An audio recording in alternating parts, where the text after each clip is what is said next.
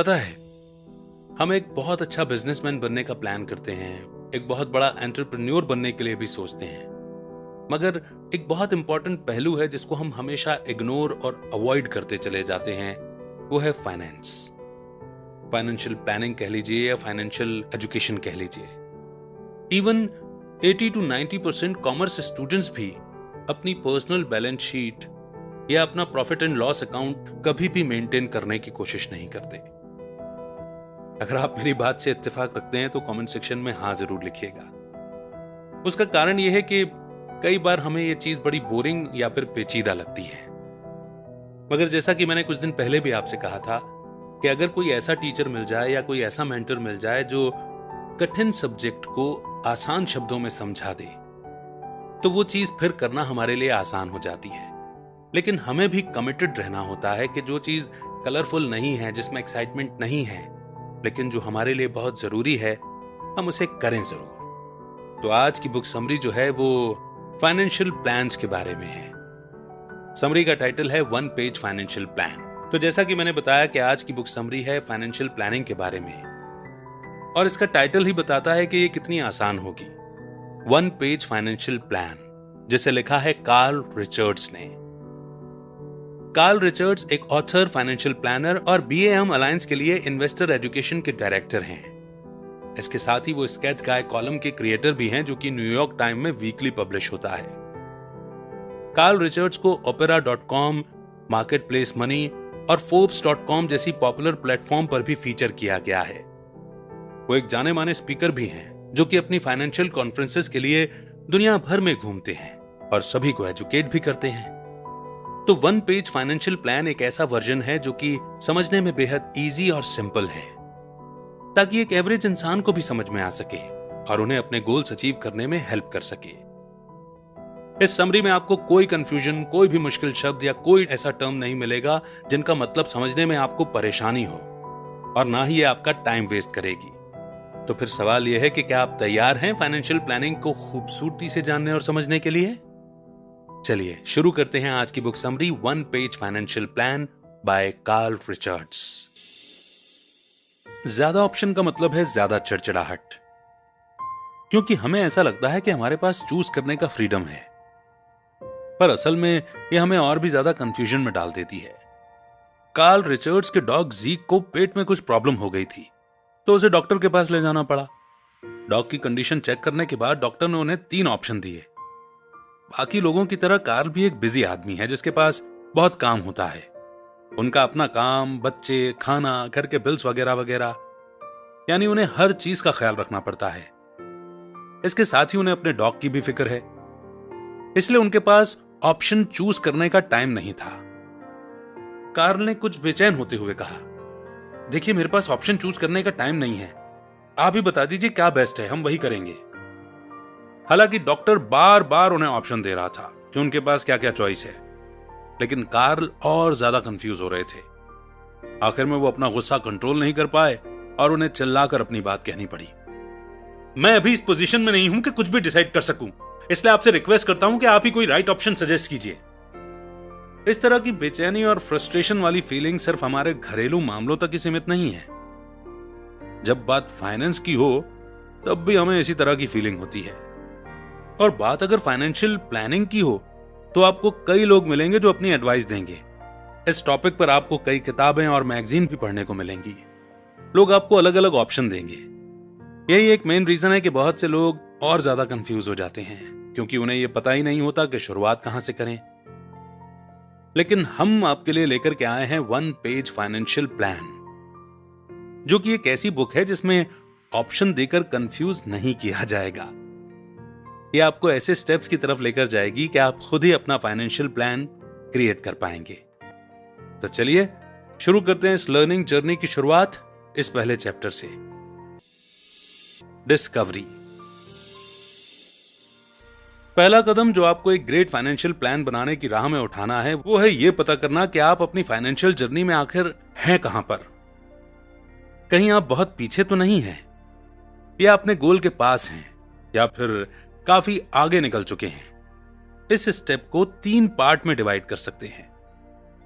कुछ लोगों को यह पता करने में थोड़ा ज्यादा टाइम लग सकता है कि उनकी करंट फाइनेंशियल सिचुएशन क्या है, जबकि कुछ लोगों को यह फौरन पता चल जाता है। ये स्टेप कंप्यूटेशन, फाइनेंशियल लिटरेसी या किसी कॉम्प्लेक्स चीज के बारे में नहीं है।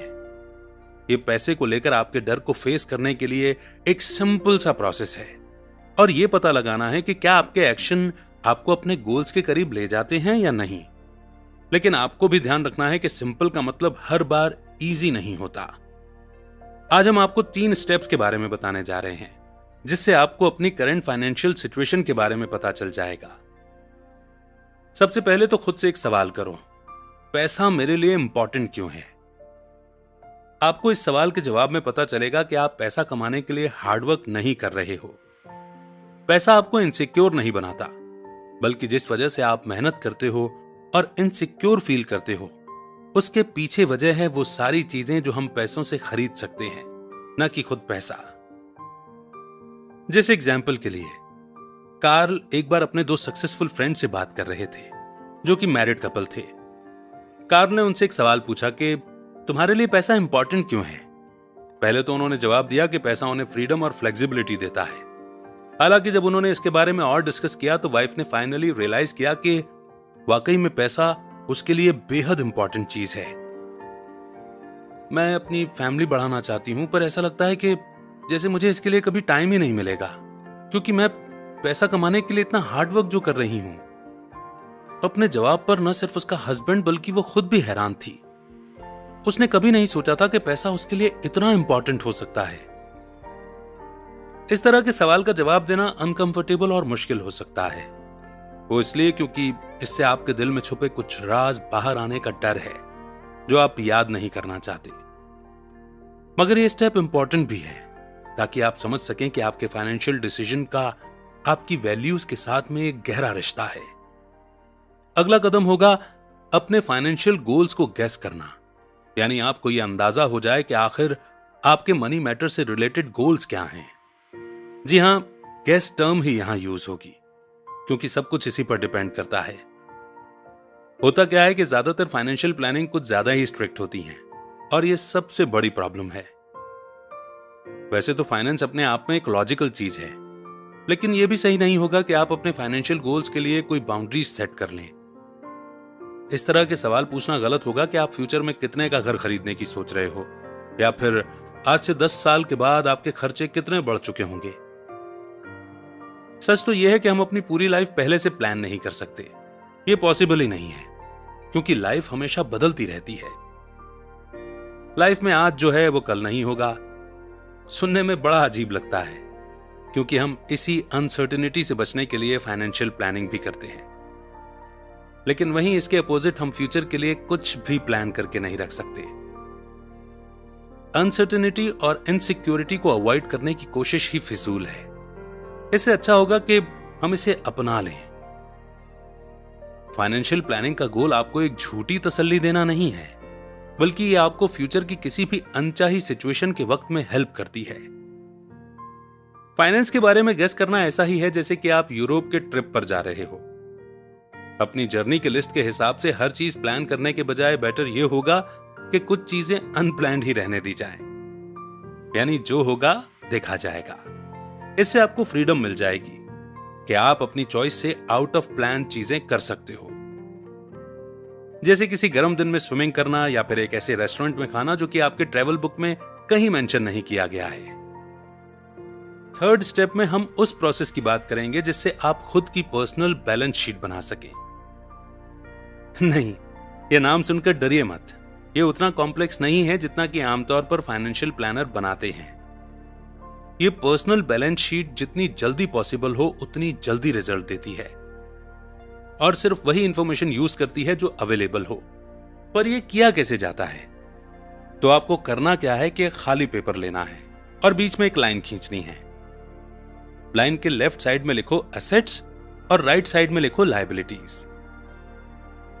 बेसिकली आपकी पर्सनल बैलेंस शीट में 2 ही तरह की चीजें होंगी, और वो चीजें हैं आपकी एसेट्स और लायबिलिटीज। जब आपको ये चीजें क्लियरली समझ में आ जाएंगी तो आपको खुद ही अपनी करंट फाइनेंशियल सिचुएशन का पता चल जाएगा। एसेट साइड पर आपको हर वो चीज लिखनी है जो आपकी है। उसका एग्जैक्ट अमाउंट भी आपको लिखना है। एसेट में आपका बैंक अकाउंट और इन्वेस्टमेंट भी शामिल है। ठीक ऐसे ही लायबिलिटी साइड में हर छोटे से छोटा खर्चा जो आपने किया है वो लिखो, और साथ में एग्जैक्ट अमाउंट भी लिखो। इसमें आपकी मॉर्गेज, क्रेडिट कार्ड की डेट और लोन आते हैं। तो देखा आपने, ये कितना सिंपल है। पर चाहे कितना भी सिंपल हो, ज्यादातर लोग तो इतना भी एफर्ट नहीं करना चाहते। इसके बाद बढ़ते हैं आगे नेक्स्ट चैप्टर की ओर, स्पेंडिंग एंड सेविंग। अपनी फाइनेंशियल सिचुएशन को डिस्कवर कर लेने के बाद अब बारी आती है एक्शन लेने की और अपने गोल्स की तरफ कदम बढ़ाने की। कुछ लोग इस स्टेप को इग्नोर करके ज्यादा पैसा कमाने के लिए इन्वेस्टिंग जैसे सॉल्यूशन पर फोकस करते हैं, लेकिन असल में यह कोई सॉल्यूशन नहीं है। आप चाहे फाइनेंशियली स्टेबल हो या आपके ऊपर काफी कर्ज हो, तो भी यह कहकर सेविंग न करने के बहाने नहीं ढूंढ सकते कि आप इन्वेस्टिंग करते हैं, क्योंकि इन्वेस्टिंग के लिए भी आपके पास या तो कैपिटल होना चाहिए या एक बैकअप प्लान, ताकि अगर आपको भारी नुकसान उठाना पड़े तो आप फाइनेंशियली सरवाइव कर सकें। तो पहली चीज है अपना फाइनेंस का बजट बनाना, जो कि एकदम इजी है और जरूरी टास्क भी है। फिर भी ज्यादातर लोग इससे बचने की कोशिश करते हैं। बजटिंग कोई सजा नहीं है और ना ही इसमें आपको नंबर्स में उलझना है।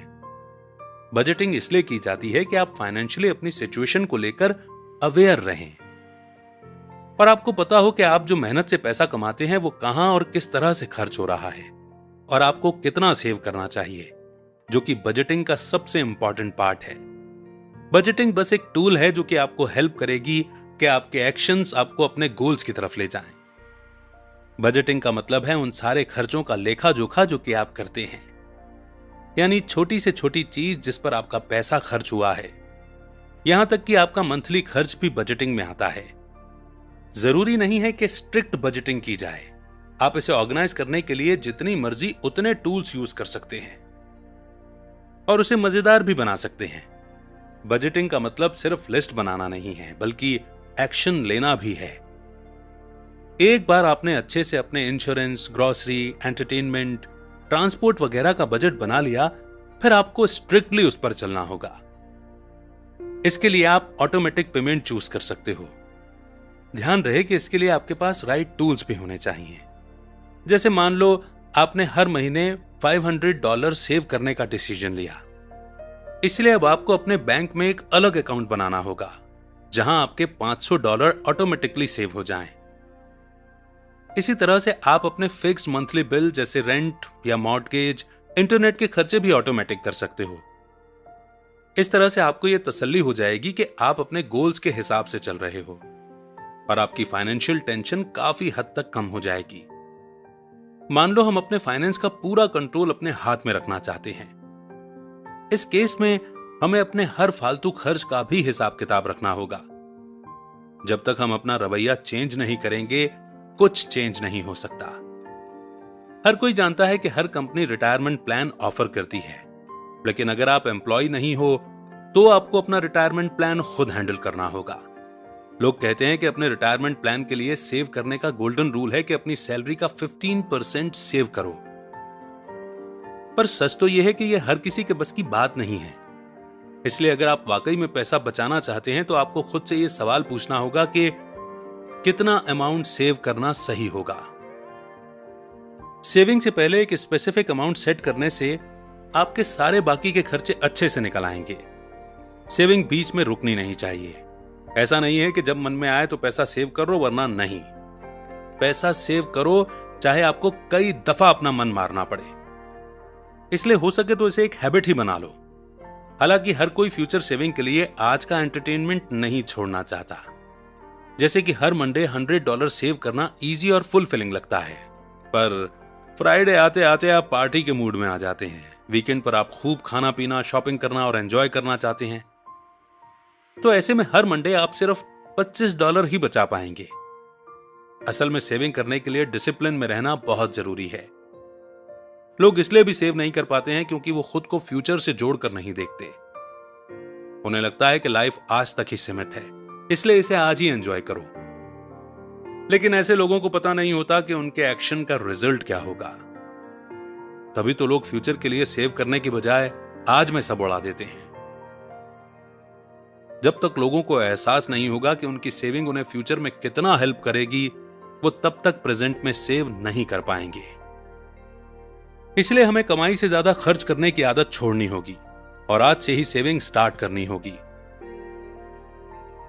तुरंत मजा या खुशी देने वाली चीजों और हैबिट पर कंट्रोल करने से हम अपने फालतू के खर्चे को अवॉइड कर सकते हैं।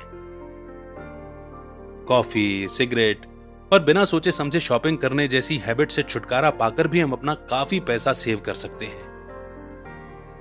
कई बार हमारे बड़े बड़े खर्चों की वजह होती है हमारी बेवजह की शॉपिंग, यानी जो अच्छा लगा तुरंत खरीद लिया। जैसे किसी शॉप में जाते ही अचानक से आपको चॉकलेट खाने की क्रेविंग हो गई, या फिर आपने सिर्फ सुंदर कवर देखकर ही कोई बुक खरीद ली, या फिर रास्ते में किसी दुकान से यूं ही परफ्यूम खरीद लिया जिसकी आपको कोई जरूरत नहीं थी। तो ये वो सारी चीजें हैं जो आपने प्लान किए बगैर ही खरीद ली और इनकी वाकई में आपको कोई भी जरूरत नहीं थी।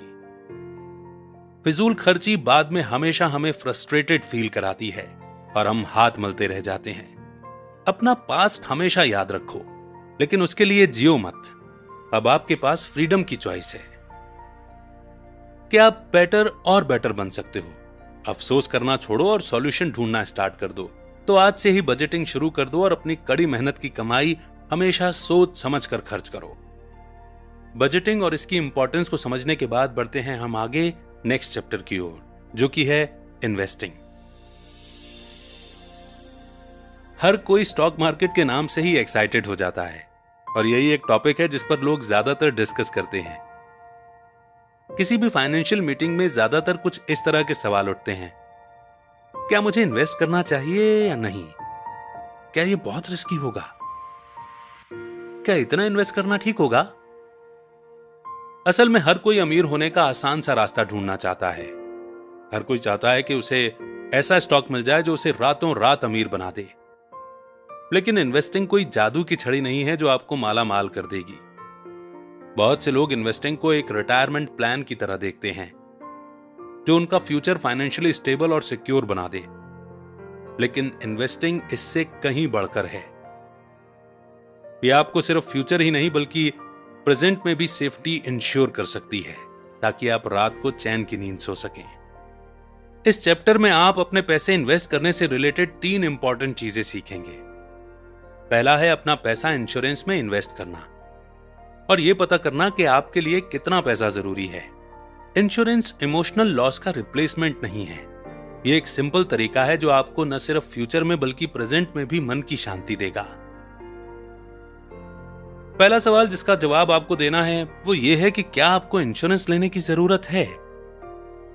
अगर आपकी फैमिली में पहले से ही किसी ने इंश्योरेंस लिया हुआ है तो आपको उनसे पता करना होगा और यह देखना होगा कि आपके और उनके सेम बेनिफिट रिपीट ना हो। वहीं दूसरी तरफ अगर आप अपनी फैमिली में अकेले कमाने वाले हो या फैमिली मेंबर्स आपके ऊपर डिपेंडेंट हैं, तो फिर हां, आपको इंश्योरेंस जरूर ले लेना चाहिए। मान लो आप मैरिड हो और आपके अभी बच्चे नहीं हुए। मान लो आपने स्कूल की पढ़ाई पूरी नहीं की है और न ही अपना कोई करियर बनाया। तो अगर फ्यूचर में आपके पार्टनर की अचानक डेथ हो जाती है तो आप क्या करेंगे? ना तो आप पढ़े लिखे हो कि कहीं जॉब कर सकें और ना ही आपका कोई स्टेबल फाइनेंशियल बैकग्राउंड है। तो ऐसे में आपके लिए इंश्योरेंस लेना ही एक सॉल्यूशन है जो कि आपको फाइनेंशियल प्रॉब्लम से बचा सकता है। दूसरी चीज है अपना पैसा डेट में इन्वेस्ट करना। जैसा कि लोग समझते हैं उसके एकदम उल्टा डेट हमेशा बुरा नहीं होता। डेट में अपना पैसा इन्वेस्ट करने के 2 तरीके हैं, क्रेडिट कार्ड या मॉर्टगेज। मॉर्टगेज का मतलब होता है घर या कोई बड़ी चीज खरीदने के लिए उधार लिया हुआ पैसा। इमेजिन कीजिए कि आप एक ऐसे इन्वेस्टर हैं जिसे 15% मिनिमम रिटर्न के साथ इन्वेस्ट करने की अपॉर्चुनिटी मिली है। ऐसे में आपकी कोशिश यही होगी कि आप पैसे सेव करो और कहीं से भी पैसा इकट्ठा करके इन्वेस्टमेंट के लिए जोड़ो। हालांकि अगर कोई आपको यह कहे कि अपने क्रेडिट कार्ड डेट पे करने से आपको सेम अमाउंट का रिटर्न मिलेगा, तो शायद आप इस बारे में सोचेंगे भी नहीं। अपना क्रेडिट कार्ड डेट पे करके और एक अच्छा रिकॉर्ड रखकर आप बाद में मॉर्टगेज पर लो इंटरेस्ट रेट पा सकते हो और जो भी प्रोडक्ट आप लेंगे उन पर आपको हाई डिस्काउंट भी मिल सकता है। घर खरीदते वक्त मॉर्टगेज वन टाइम पेमेंट से बेटर होता है, जो डिपेंड करता है कि आपकी इनकम और गोल क्या है। मॉर्टगेज होने से आप अपना पैसा दूसरी जरूरत की चीजों जैसे बच्चों की एजुकेशन और इन्वेस्टमेंट के लिए यूज कर सकते हो। थर्ड और लास्ट चीज जो आपको याद रखनी चाहिए वो है स्टॉक मार्केट में इन्वेस्ट करना।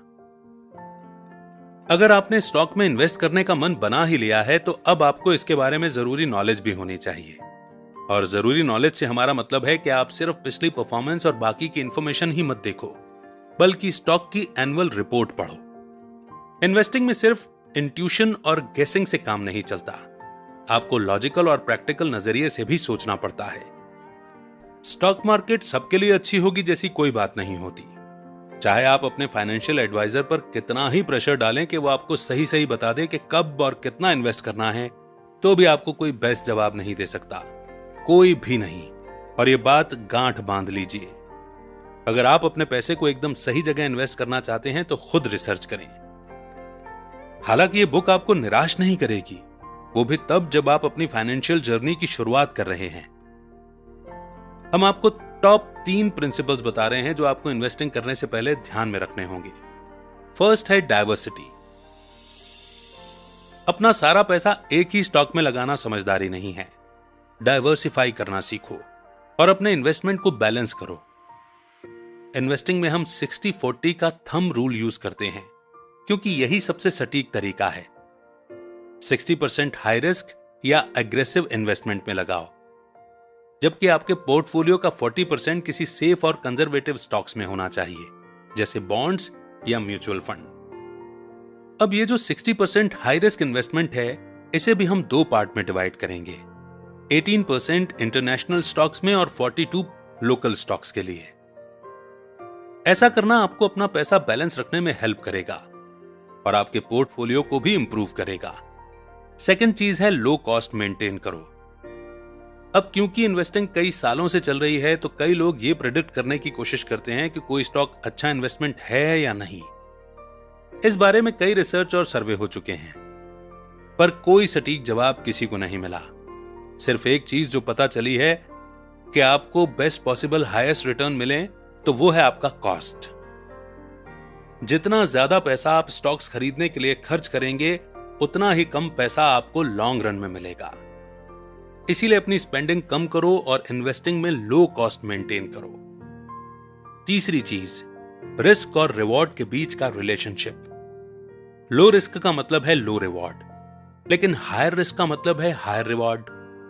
आपकी लड़ाई आपके हाथ में है कि आप अपने रिसोर्सेज और वैल्यूज के हिसाब से क्या चूज करते हैं। अगर आप हाई रिस्क नहीं लेना चाहते तो फिर एक ही स्टॉक में इन्वेस्ट करो। आज अगर आपने सोच समझकर डिसीजन लिया तो कल आपको कोई बड़ा नुकसान नहीं होगा। स्टॉक मार्केट दुनिया की सबसे वोलेटाइल जगह है, यानी जहां हर रोज नए बदलाव होते हैं। इसलिए जीतना है तो आपको भी चेंज होना पड़ेगा। टाइम टू टाइम आपको अपना पोर्टफोलियो चेक करते रहना होगा और उसी हिसाब से डिसीजन लीजिए। साल में एक बार आपको अपने पोर्टफोलियो को रीबैलेंस करना होगा और टाइम टाइम पर खुद भी थोड़ी बहुत रिसर्च करनी होगी। बैलेंस शीट, बजटिंग और इन्वेस्टिंग तीनों ही के बारे में बहुत ही क्लैरिटी से समझाती हुई ये बुक समरी उस मोड़ पर आ जाती है जिसे हम कंक्लूजन कहते हैं, ताकि हमने जो कुछ भी अभी तक सुना या पढ़ा उसकी लर्निंग को हम रिवाइज कर सकें। तो इस समरी ने आपको ऐसे सिंपल और इजी स्टेप्स बताए हैं जो आपको अपना फाइनेंशियल प्लान बनाने में हेल्प करेंगे। फाइनेंशियली इंडिपेंडेंट होने के लिए आपको जो प्रोसेस बताया गया है, उससे आप अपनी फाइनेंशियल प्लानिंग की जर्नी आसानी से स्टार्ट कर पाएंगे। 1 पेज फाइनेंशियल प्लान बनाने से पहले आपको सबसे पहले इस सवाल का जवाब देना होगा कि आपकी करंट फाइनेंशियल सिचुएशन क्या है।